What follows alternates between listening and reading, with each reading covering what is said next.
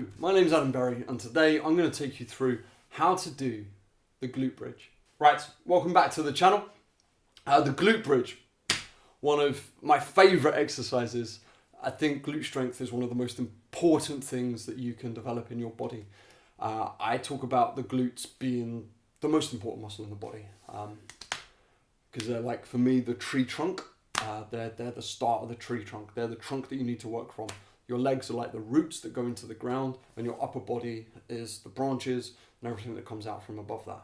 But we really want to work on the glute strength. So the glute bridge, or the hip bridge, whatever you want to call it, is a very effective exercise with which to do that. But there's a lot of good practice, bad practice.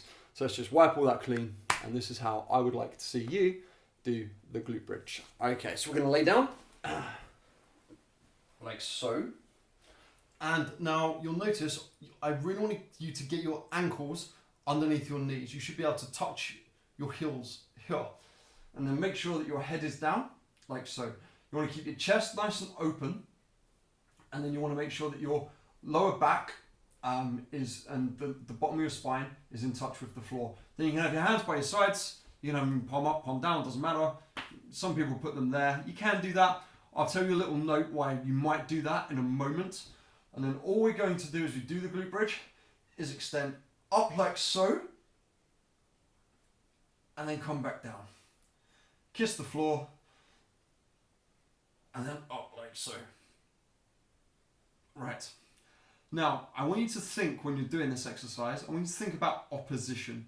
So in a lot of movement, opposition is what keeps the body working in the most optimal way. So when we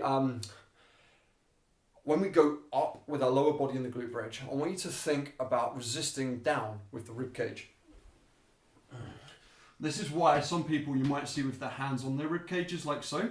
So again, check your ankles underneath your knees, and you're going to come up like so, and then I just keep my hands there to remind me to keep my rib cage down a little bit so that I engage the glutes even more. Because when we lift the chest up like so, I'm getting a bigger range of motion, but it's causing more pain in my lower back. And actually it's less effective. So I'll keep the ribs in, and I'll think down in my upper body, and I think up in my hips, and that really engages rectus abdominis, which is basically your six pack. And then you'll come down again like so. Like so.